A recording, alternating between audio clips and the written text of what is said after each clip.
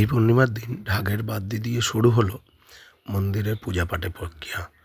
নমস্কার বন্ধুরা, আমি লাইফস্টাইলে আপনাদের সকলকে স্বাগত জানাই। ব্লগটা দেখতে থাকুন, খুব সুন্দর হবে। আমাদের একটি জাগ্রত শীতলা মন্দির আছে, যে মা নাকি কথা বলতে পারে, এটাই ভক্তদের বিশ্বাস। আর সেই বিশ্বাস থেকেই ভক্তরা সকলে মিলে এসছে আজকে মায়ের সানযাত্রার দিনে।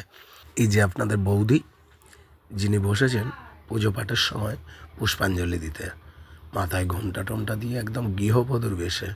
আর ভক্তরাও দেখুন, কত ভক্ত এই পুষ্পাঞ্জলি ক্রিয়ায় অংশগ্রহণ করেছে। এখানে আমার মা আছে, মেয়ে আছে, পাড়া প্রতিবেশীদের পাশাপাশি এসেছে অজস্র ভক্ত। তার সাথে আছে এই যে মোটু পাতলু, তাসাপাটি, ঢাক ঢোল, একদম হৈ হৈ কাণ্ড, রই রই ব্যাপার।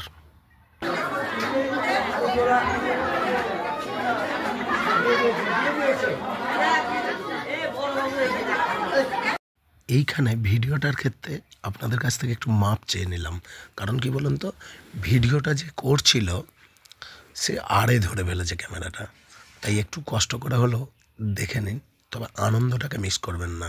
আর আপনারা সকলেই যখন আমার পরিবারের সদস্য এবং আমার বন্ধু সুলভ, তাই বন্ধুদের সাথে না শেয়ার করে ভিডিওটা থাকতে পারলাম না, তাই যত্ন করে ভিডিওটা আপনাদের সামনে তুলে ধরলাম। উফ, আমার মেয়ে নাচছে।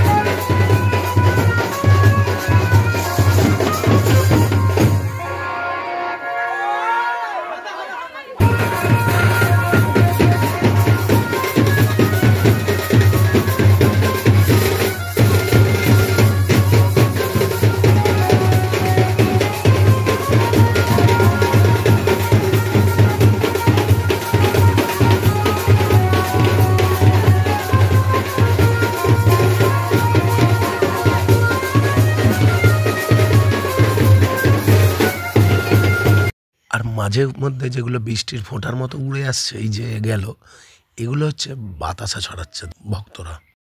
এবার মায়ের মন্দিরে শুরু হলো হোমযজ্ঞ।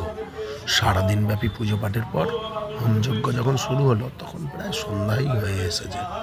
দেখুন হোমকুণ্ডুতে হোমের আগুনটা কত উঁচুতে উঠছে, তাই বোঝা যাচ্ছে জি কতটা সুন্দর হচ্ছে। আর শিখা কিন্তু দেখবেন মাথার উপরে উঠবে না। হোমকুণ্ডর আগুনের শিখার মাঝখান দিয়ে মায়ের মূর্তিটাকে এতটাই অপরূপ লাগছে, বোঝা যাচ্ছে যে মা গো তুমি সার্বজনীন।